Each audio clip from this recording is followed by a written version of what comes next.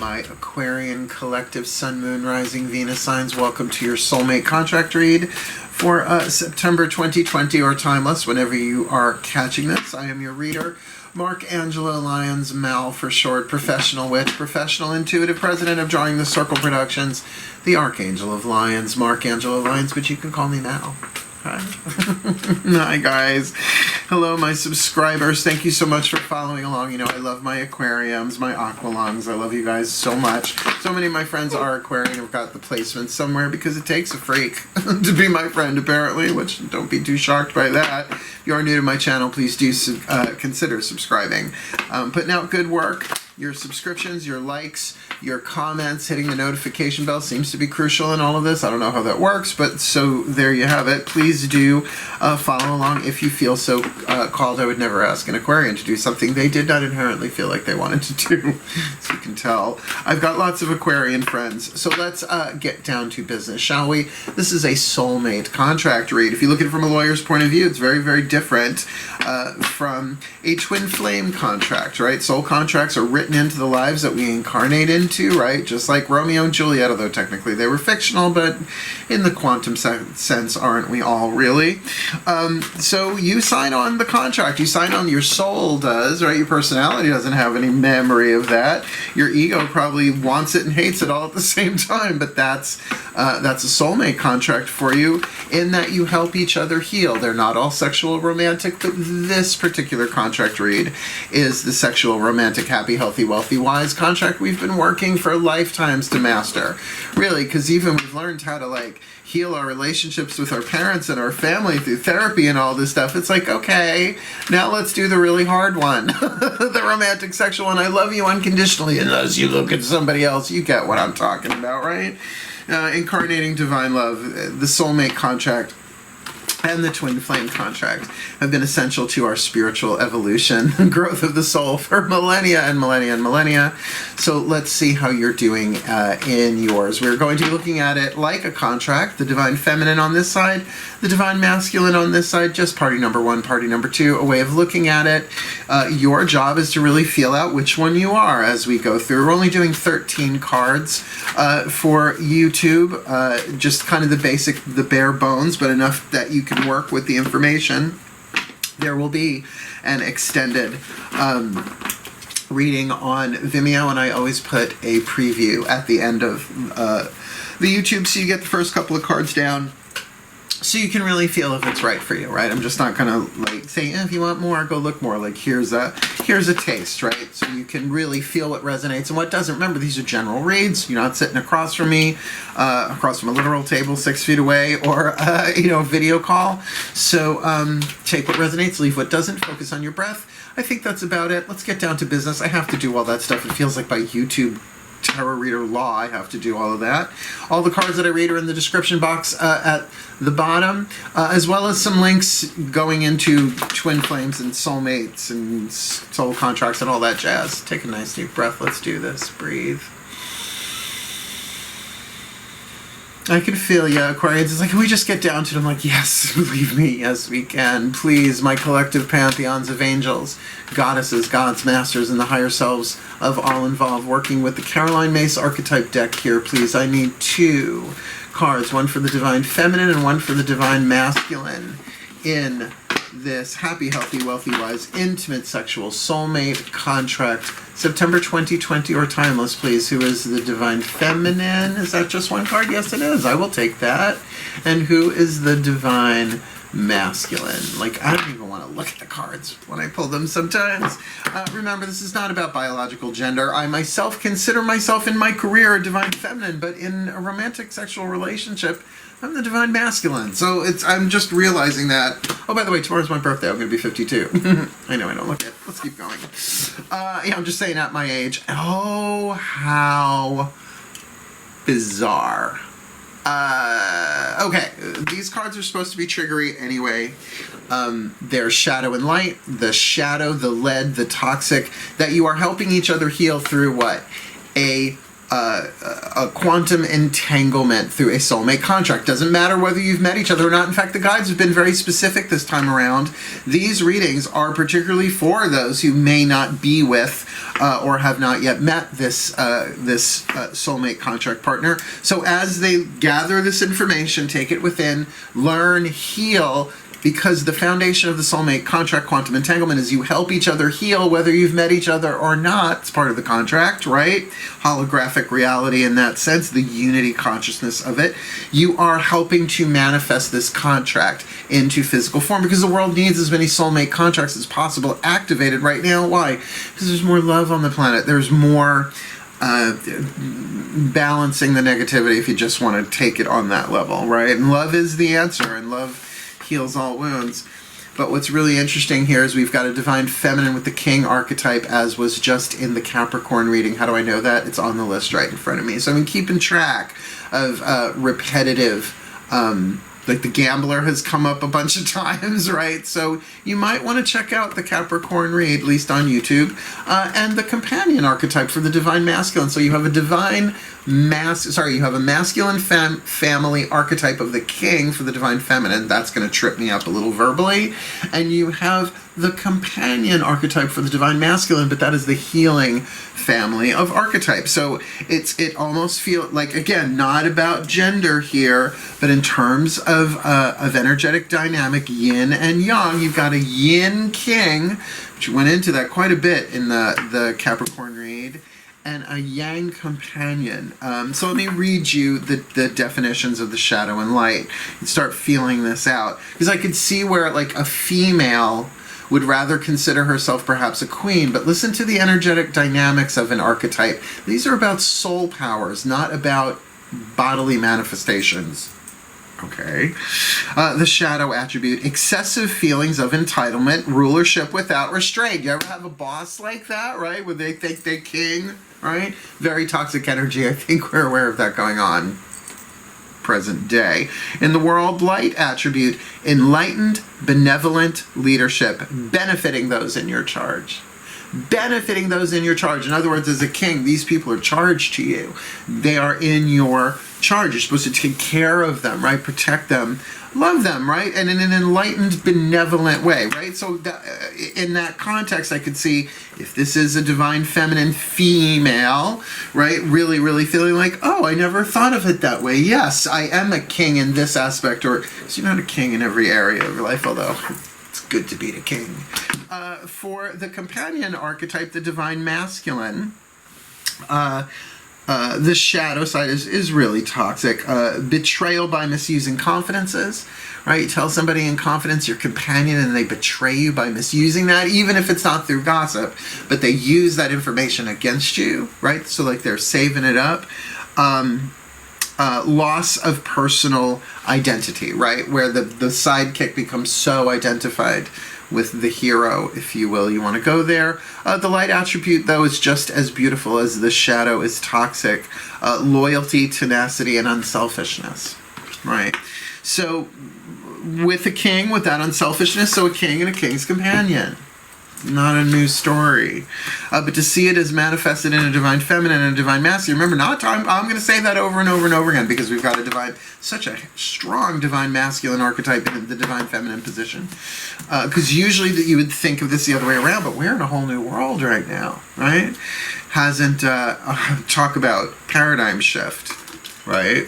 Let's keep going. I want to know, who are the angels that walk with them individually, right? This is a soulmate contract. Who are the angels that are assigned to their contract, kind of, sort of, helping each of them heal themselves and heal each other. Keep it twin flame. You teach each other how to love yourself and heal yourselves. Do the math on that. It's not fun. They can't give you the love that you want. You have to learn how to give that to yourself. Here, there is that symbiotic, right? Satisfying, happy, healthy, wealthy, wise, intimate, sexual soulmate contract that has bumps in the road, that has problems. You're going to grow and learn together, but it always seems to work out. Love always seems to win the day, even if it takes a week. Breathe.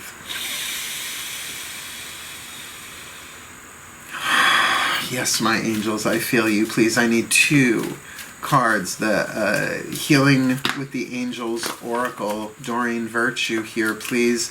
One card for the Divine Feminine King who walks with her, and one for the Divine Masculine Companion, please. Here's the angel that walks with... Nope, that's not it. Here's the angel that walks with the king. Please leave the card in my hand. Thank you. And please, the one that walks with the companion, leave the card in my hand. Let's see. Ooh. So the king is walking with the healing angel of signs. So what would the healing angel of signs do, right? What would their healing service be? It would be really showing you, turning your head at the right moment. It happens all the time. I mean, really, my life is like freaking tarot 24/7. There's symbolism everywhere. Yeah. Great fun. For a Virgo to sit and contemplate that I get anything done at all. Really, miracle. But to really show you that there is a divine plan in play.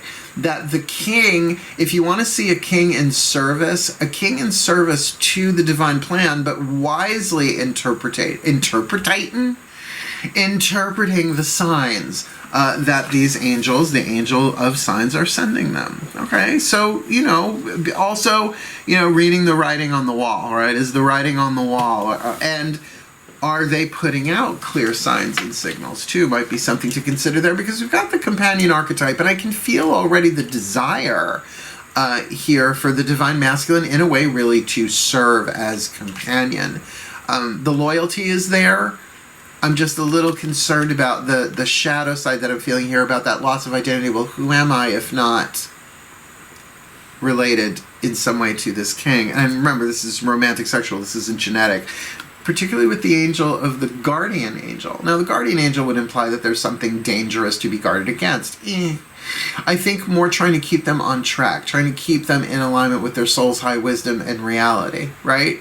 That the sense of identity, you are not this body that you are in. You are not these roles that you are playing. This is true for all of us, right? You are the soul, the silent witness, the soul that was chosen to play the role of the companion to this king. You serve. You are just as important. The companion is just as important as the lead. I hate using that language, right?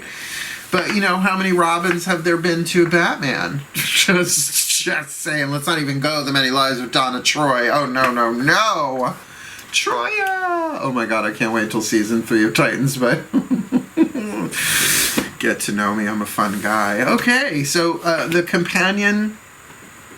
with the guardian angel and the king with signs. Like, I feel like this divine masculine, very, very loyal, but they might be, if they're not really, really doing their best to be in alignment, to be true, to be authentic, the guardian angel would certainly be that. The guardian angel is the higher self, the fifth dimensional and above self, anchored into physical form gradually as the ego dissolves and is absorbed by it. So a real healing of each other here available. But the king has to keep their eye on the signs, particularly when those signs are saying danger, be careful, boundaries being crossed, and it feels like the crossing would be that way. And this one might not say anything about it. Just saying, just a feeling. Let's ask Kuan Yin, the Kuan Yin Oracle. We're going to get one of those and one of the Blue Angel Oracle, both from the same company, Blue Angel Publishing. Kuan Yin and Archangel Michael. Now, I know that's very divine feminine, divine masculine, but this is for both of them. This is about their guidance and grace for the overall contract. Take a nice deep breath. Oh, Kuan Yin. Yes, you're right. The third deck used. Absolutely. I didn't even think of that. Please. My beloved Bodhisattva goddess Kuan Yin, your love, your compassion, your guidance and grace, please, for this Aquarian collective sun, moon, rising Venus sign, happy, healthy, wealthy, wise, intimate, sexual, soulmate contract for September 2020 or timeless, please. What do you see? What do you say? What do they need for this soulmate contract, this king and this companion in this soulmate contract? Drink from the Emerald Fountain. That's a beautiful card. See, I've had them for about a month, almost. Yeah, this week, I got them a month ago. And I love reading from the book. There's so much information in the book. Highly recommend it.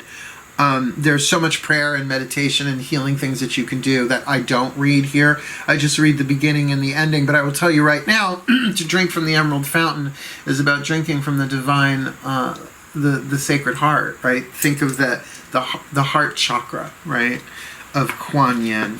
Card number 7.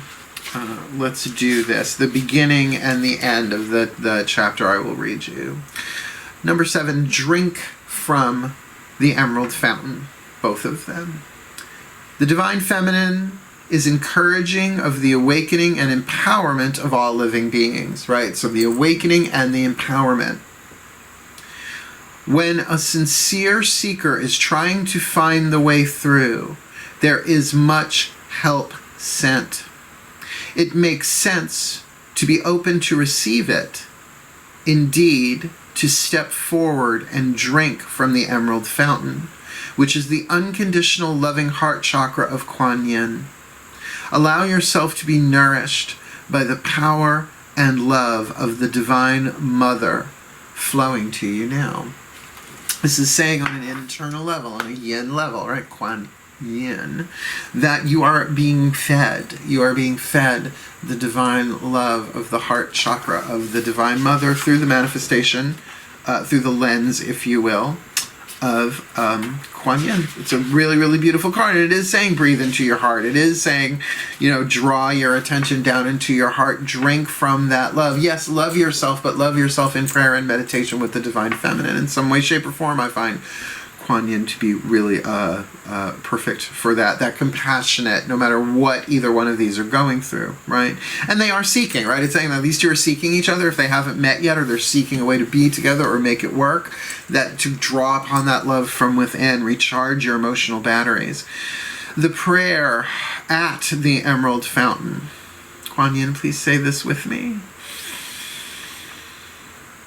Divine Kuan Yin, beloved goddess that loves me unconditionally, you have my blessing and permission to assist me with divine energy that is for my highest good in all areas of my life now.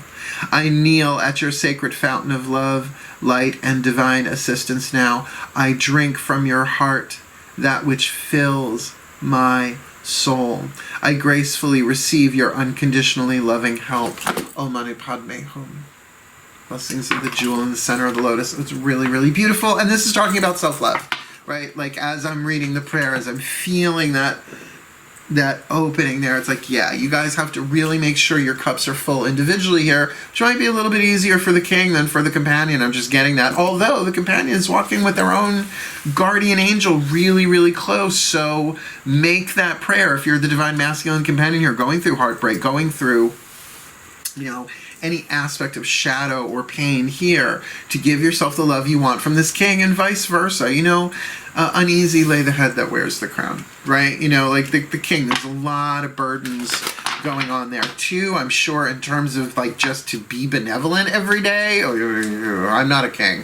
When I teach, I'm the king of the classroom. Don't get me wrong. That's where my king archetype is. It's all in connection with my teacher archetype. But otherwise, I'm the prince. And I am funky. Well, when it comes to funk, am I a junkie? I don't know. The word junkie is a little strong, though it does rhyme. Please breathe.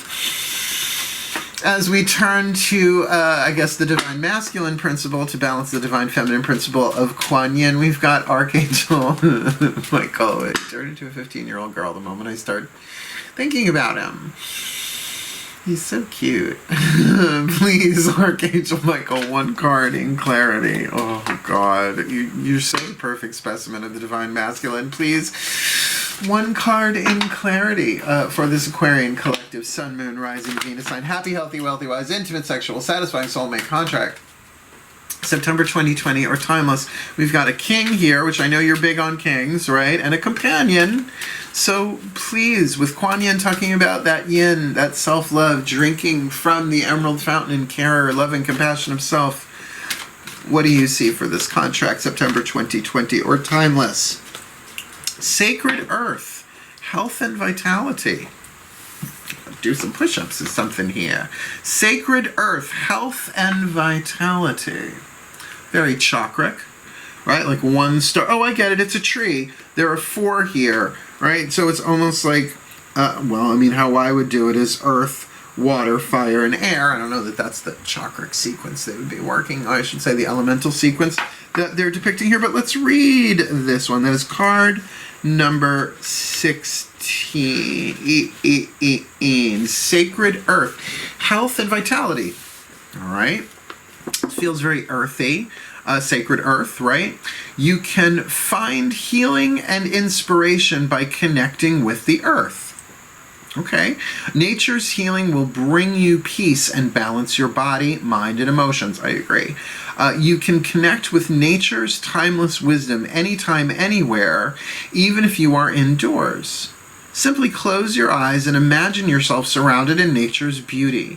Perhaps on a sandy beach, in a lush green rainforest, or within the sacred heart of Uluru. Oh, that's the rock. That's the rock. That's in Australia. Clairvoyant snapshot there. Breathe nature's soul and healing light. Okay. Imagine yourself as a waterfall or a majestic old tree. This would be too old of a tree. Feel yourself flow like water and your branches sway in the breeze. It's very Uta Hagen. Feel yourself nourished by the fertile earth beneath you. You are one with this sacred planet and forever loved by nature. It's very divine feminine for a divine masculine card. Now I see the secret of making the best person. It is to grow in the open air and to eat and sleep with the earth. Walt Whitman. Love is small. Strong Island. Oh my goodness gracious. All right, so we're talking about a reconnection with nature here in the external, in the yang. It's like get grounded, particularly if the king starts taking themselves too seriously. Now, I wouldn't say that an Aquarian king archetype, even a divine feminine king archetype, Aquarius, Sun, Moon, Rising, Venus, I would necessarily take themselves too seriously. No. But M saying there to get your feet in the sand, to put your feet in the grass, to connect with nature is something we have to do. I mean, look, I have been in my home for months now, like so many do. I live alone. I've got 3 cats. Who will take care of the cats if something happens to me, right? So my nature is like literally out on my deck. That I have my garden. I'm not a farmer. I'm a gardener, right? So I connect every day. I do my yoga out there when I can, right? So just to stay grounded, just to pull off these readings, plus extendeds, I did be doing 24. By the time the Pisces read is done, I'll have done 24 readings this week, edited and music and titles and all that, right? So I need that connecting with nature, plus interdimensional quantum field mining. Oh my goodness gracious, right? So I get that there's a lot of self-care, it feels like, going on here for both of you, which should indicate you two are not together. At least not in the same physical location, whether you've met each other yet or not. Now let's get some tarot narrative, right? Now we're going to get to the tarot. Here we're going to use the Daughters of the Moon Tarot. I will tell you right now, this is the internal, the yin. It's more the emotional stuff, the internal stuff that you may not know about each other or even within yourself. In the extended, I use the Mythic Tarot for the voices of the Divine Masculine, the gods, if you will, in terms of putting flesh on those bones, what's happening in the physical world. So even in this spread, you will see the crown chakra, which is more the internal spiritual yin, and the root chakra, the external physical yang of this. But we're going to go much deeper into the extended. I like this spread. Take a nice deep breath. Simple but effective. Oh, my goddesses, please, Athena in particular. I need 5 cards, a basic relationship spread for this Aquarian collective Sun, Moon, Rising, Venus sign, happy, healthy, wealthy, wise, intimate, sexual, soulmate contract between this divine feminine king who walks with the angel of signs and this divine masculine companion who walks with their own guardian angel close to them in this contract. A lot of personal growth, a lot of personal claiming there, feeling that big time, a lot of personal empowerment. So please, 1 card to represent this divine feminine king in this contract. 1 to represent this divine, let's go around again if that's the one you really want out. You know I don't take kickers. please, what is that card that represents this divine masculine companion in relationship to this king archetype? What is the root chakra, the bottom line? What's going on in this contract? Just one card, please, in this Aquarian soulmate contract. What is the crown chakra, the eagle eye view, right? From the higher selves almost point of view. If you were to look down from the satellites down on this, what's going on here? The crown chakra, please just leave the card in my hand. I got all day. Whoopsie, there's the one. And last card down for the tarot. What is the initial outcome for this? Not the end of the relationship, but the end of the chapter, kind of, sort of, the period at the end of the sentence, the last sentence of the paragraph, the last passage in the chapter, at least for September 2020, or timeless for this soulmate contract. Let's look. Okie dokie. Well, we are off to the races. The divine feminine king with signs is following those signs into the Eight of Pentacles withdrawal. So there is an emotional withdrawal here, but to go within the self. To what? To drink from the Emerald Fountain of Kuan Yin, and to connect with the sacred earth, to literally get in touch with their water and earth elements, I would say, is a good way to say that. And that's exactly what soulmates are supposed to do. You're supposed to go within themselves and do their own healing, because remember, they're helping each other heal. Whether or not this is directly related to, like, particularly walking away or pulling away from this divine masculine companion remains to be seen, because actually the divine masculine companion has the card of the Emperor Pan.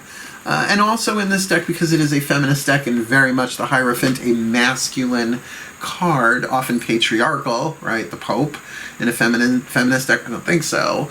But we're really, really looking here with this guardian angel of them taking control of their own lives, of becoming the emperors of their own lives. And if we want to put that Hierophant in there as well, learning and healing and maybe taking the spiritual path, maybe really getting in alignment with their own internal healing, but taking control of it nonetheless. So we have I feel this, an emperor trumps a king. I hate to use that word, but you know what I'm saying? It's just like who's higher on the royalty totem pole than an emperor, right? Even the empress serves at the side of. Supposed to be, right? Tricky. Taking their own power back. Like I said, felt that there. Definitely an empowerment, a personal empowerment here. Maybe really finding their own identity, their own strength, their own power. Which, by the way, this is the divine masculine side. So why wouldn't we have the divine masculine card there in terms of willing to do what is necessary here, but also very much taking control of their own life and purpose? What's the root chakra here? Because we do have a walking away and someone taking control of their lives. So yeah, even if these two do know each other, they are at an impasse. IMPASSE, look it up. The root chakra, death card. Transformation.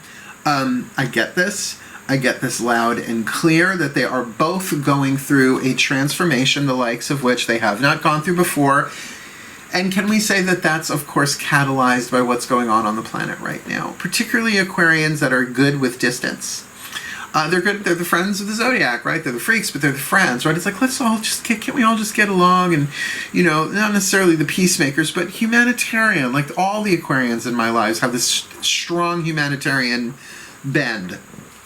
No matter what it is that they do for a living or how they interact, they're always willing to help. There's always that thing. But as a result, there is that emotional distance, right? It's like, I serve, I help, but I do it from a distance, and I'll be glad to help, but, you know, can be that way. Can be that walking away, and can also be this companion saying, I am tuning to my own higher self right now, really perhaps recharging, not just recharging my batteries as we feel with the divine feminine, the Kuan Yin and Archangel Michael, but this thing of, we are in ashes rising from them right now. Go to your separate corners and get your shit together for the next coming together. Because this is how it goes, right? You come together, oh my God, I love you so much. Energy rises to, and your circuitry can't hit it. Now, that happens in twin flames too, but here's the difference. As you heal individually, you're helping each other heal. This is for all soulmate contracts, regardless of romance or otherwise, right? And then you come back together and you're at a higher level, and right? That's the process of, don't you love my sound effects? Thanks, Mom, for being a nursery school teacher. I was raised with sound effects. So this rising from the ashes, absolutely necessary, but you're in your separate corners, drinking, loving yourselves, drinking from the emerald fountain, and getting grounded, taking care of your physical health and vitality. What's the crown chakra here? Oh, sure, because the Fool card, the dreamer, you guys, there's more coming. You know, the death card is not the end. It's usually the 13th card of 22 cards in a standard major arcana cycle, right? Different authors, different artists do different numbers, like in this deck, the Daughters of the Moon. They're not even numbered. She takes some liberties there, but I love these liberties. Like, for instance, instead of jumping off the cliff, envisioning the new, right? Her finger tracing patterns in the river bend. I know, there's a Pocahontas Disney moment there, I'm sure. Right? So, because I'm like dreaming in and like, whew, getting ready to dive into that new dream. Lovely. No, so this is necessary. This is absolutely necessary to burn away that which no longer serves, or at least to transform. And your initial outcome is the ending of a cycle. Now, not the end of this relationship, but the ending of a day, so to speak. Shakti, the life dancer, the happy, healthy completion. Work completed, well done. So let's put it this way. Out of 5 tarot cards, 4 are major arcana. In the order they were revealed: the Emperor, the Death card, the Fool card, and the Universe. So you literally go from essentially the first card. It's not really. The Fool is the 0. The Witch, the Magician, would be card number 1. But essentially, you go from this to whoop, or I should do that the other way around. Whoop, so it's clockwise for you. Pretty good. Pretty fast movement too, if this is just a month, although time is fluid. Yeah, and so is hair gel until it's not. Okay, so let's keep moving along. You got 2 cards left before we jump over to the extended. There's a lot of major arcana here. How this actually manifests into physical form is going to be interesting to see. So let's get you your last 2. From the Ascended Masters of Soulmate Contracts, they have consecrated this healing mantra deck to the Ascended Masters in general, but I like going to the specific offices. Like, can I speak to the head of the Office of Soulmate Contract Law, please? Yes, I can. Breathe. Yeah, because there's a lot of major arcana card on the table here. A lot of them. So please, the Ascended Masters of Soulmate Contract Law, please, I need 1 card, just 1. What is the perfect healing mantra for this Divine Feminine King archetype, walking with the Angel of Signs, probably catching them left, right, and center, drawing them inward, and this Divine Masculine Companion who's really working with and tuning with their own higher selves, whether they are aware of it or not, in this Aquarian collective Sun, Moon, Rising, Venus sign.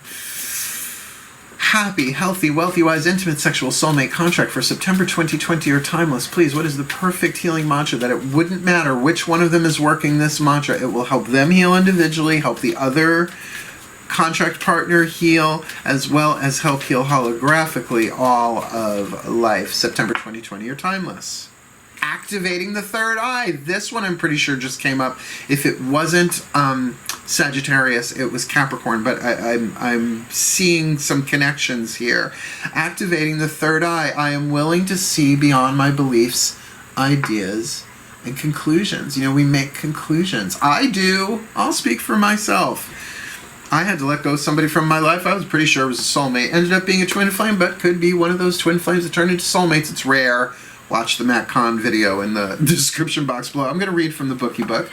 But I have had to make some conclusions to absolutely put some end to things so that I was not torturing myself with, well, maybe false hope and all that. Well, whatever it's going to be is my ultimate conclusion, because that's a mystic for you, right?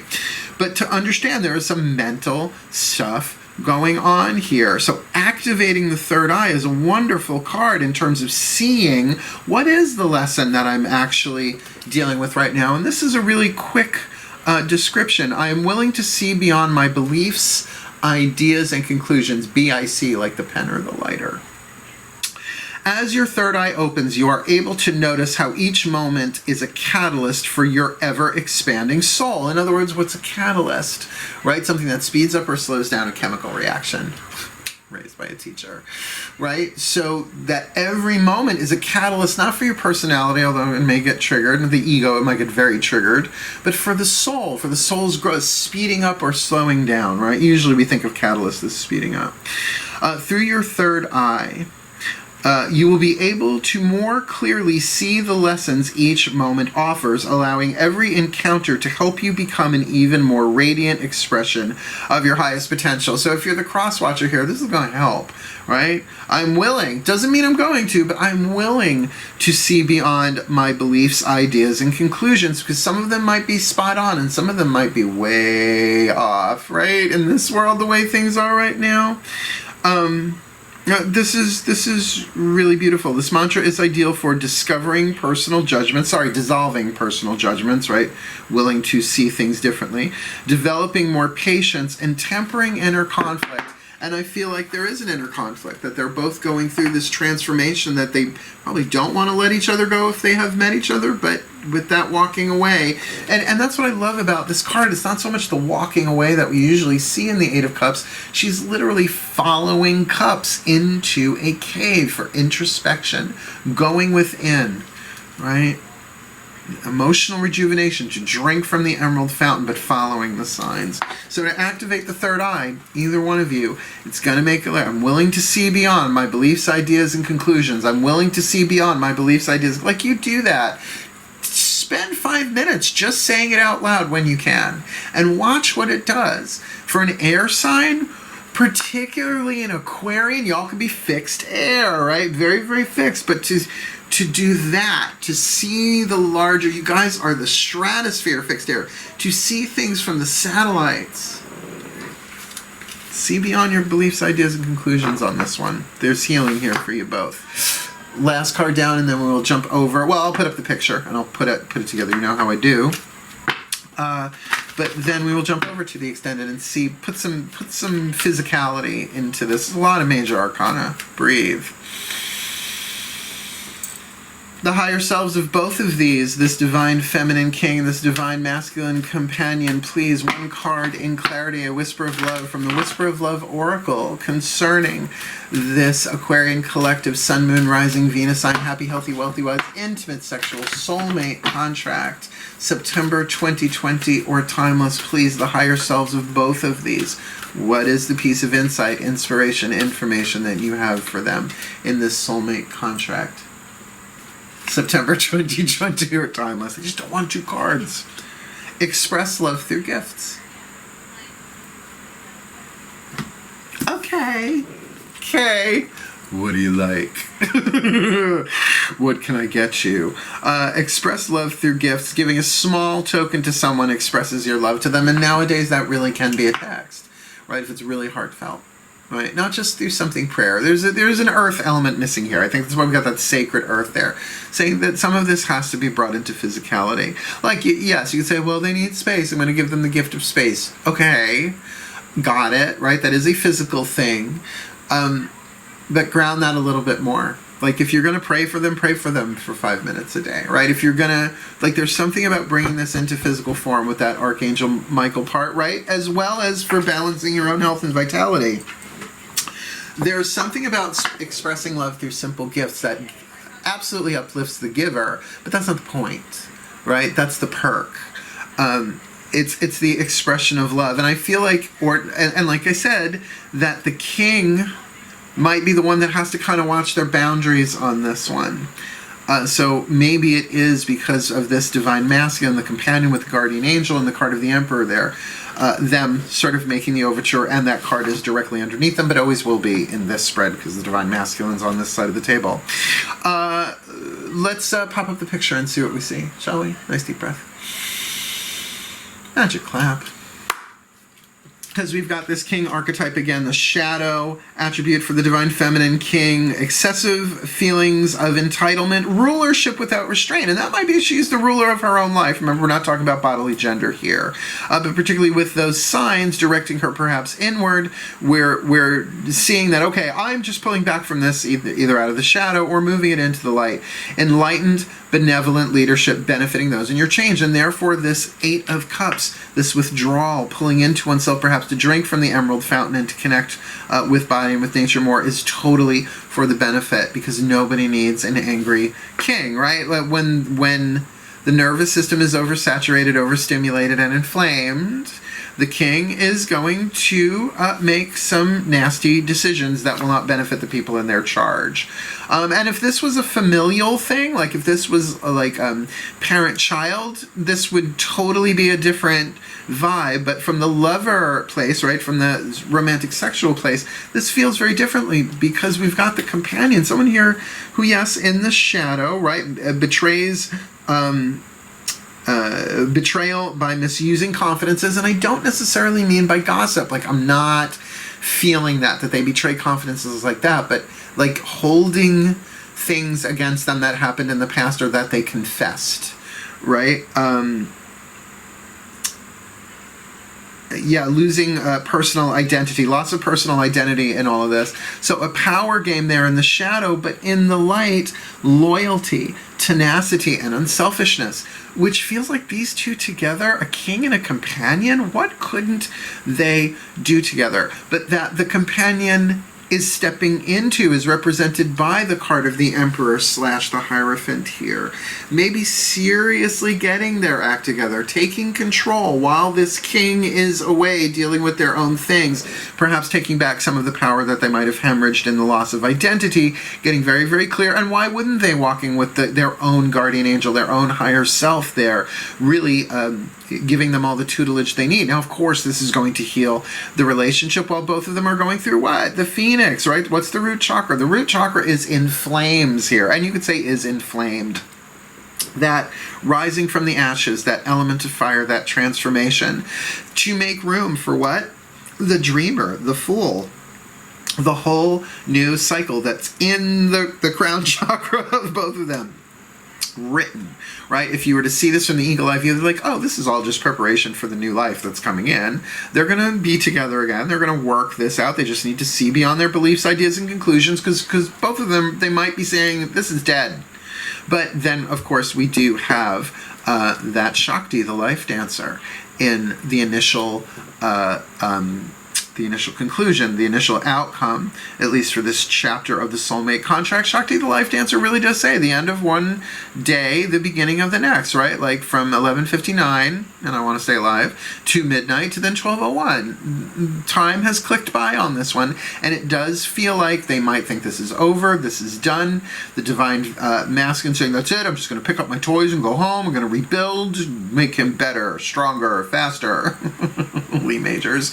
And the king saying, that's okay, I'm going into my cave, I'll be the king of my cave, and I will rule from there and drink from the emerald fountain, and screw you. But I don't get that's what's going to happen here. I do get expressing love through gifts, that this is a soulmate contract. They might have hit a bump in the road. And again, this might be as a result of current events on planet Earth, needing to separate physically, biologically, etc., etc.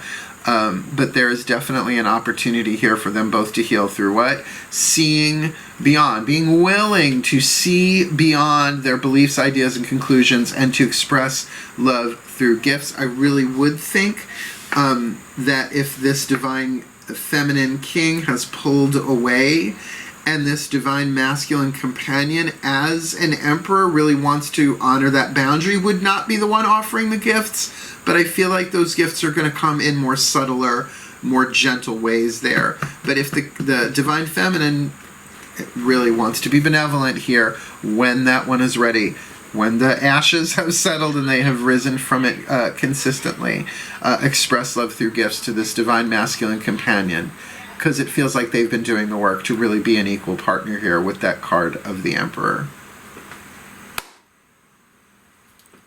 Nice. Nice, I gotta say. Like I said, a lot of major arcana cards, and that's why you know, the extended should be much more edifying and clarifying.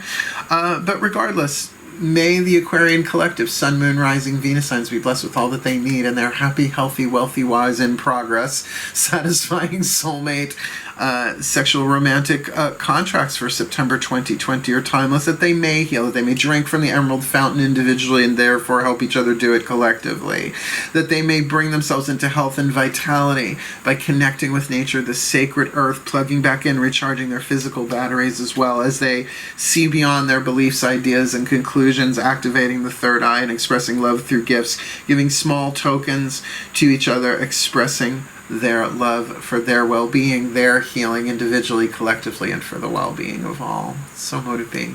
And so it is. Lovely, lovely, lovely reading. And I am looking forward to seeing what happens next. And I will pop up a preview before this video ends. So do please like, subscribe, hit the notification bell, and comment on this video. And then have a jump over if you like. It's $5. They've been running around 30-ish minutes or so, the extendeds. So wishing you the very best and the very blessed in this and all of your contracts and relationships, my Aquarians. Hail, farewell, and blessed, blessed be.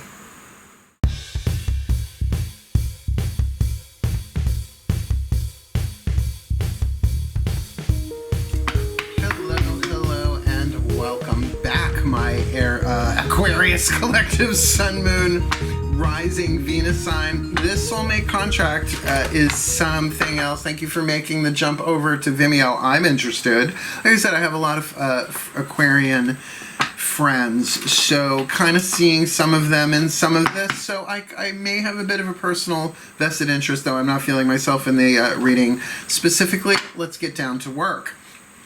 The Mythic Tarot will represent the first 6 cards that will begin clarifying this.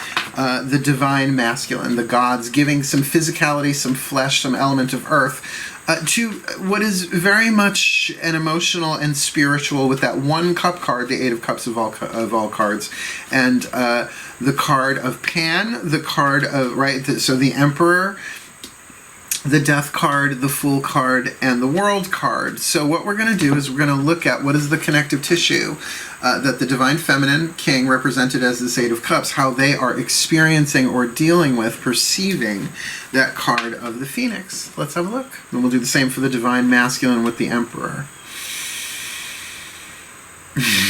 Okay. All right.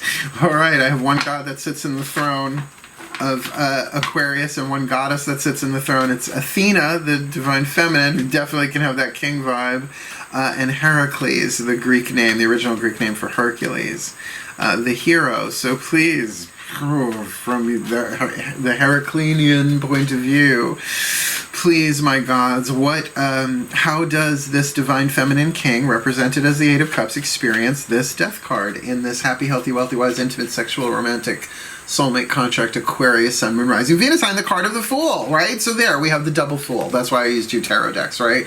So the Fool in the crown chakra, this Divine Feminine King is up for, but willing to take the jump into the transformation. So blindly jumping, blindly through faith, that in other words, what's going on is this walking into, see how these work?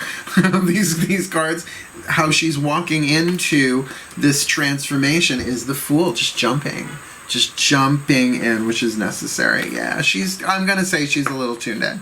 She's a lot of tuned in, right?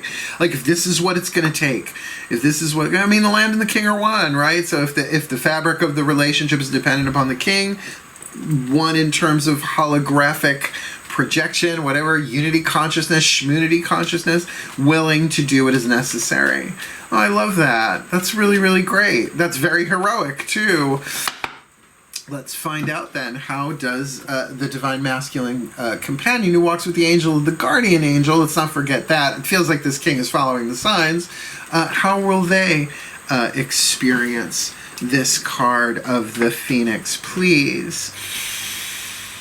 My gods, 1 card in clarity. How does this Divine Masculine companion who walks with their own guardian angel, a lot of personal transformation here, right? Claiming of power, with that Emperor card, taking control of their lives. How are they experiencing this Phoenix card in this soulmate contract? The major arcana cards keep coming. Strength, fortitude, emotional fortitude. No, interesting, Heracles. There he is. So, gonna say either one of these could be the Aquarian. Really, both of them can be. I just don't think they have any idea what the other one is going through. But this is a phase they have to go through. They're both willing to go through what is necessary here to transform. And with the predominance of major arcana cards, these could be two people who are aware of their awakening process, right? Aware of their spirituality. And if by chance that is not the case for the divine masculine companion, then it's eventual with that guardian angel walking them through this. That's the higher self. So they are drawing upon the strength of their higher self to endure and go through this process of burning away that which they cannot take with them forward, not just into this contract, but into their lives. See, we're all in the crucible right now. We're all in the death card, the transformation, but it's not the end. It's not just the beginning either. It's halfway through. So let's look now, since we've got, again, just to illustrate, we've got the Fool card from the Divine Feminine, how she's doing this death card at the root, but in the crown we've got its equivalent in the Daughters of the Moon, the card of the Fool, the Dreamer. So let's see how this Divine Feminine as the Eight of Cups and this Divine Masculine as the Emperor experiences that card of the Fool. Here we go. Nice deep breath.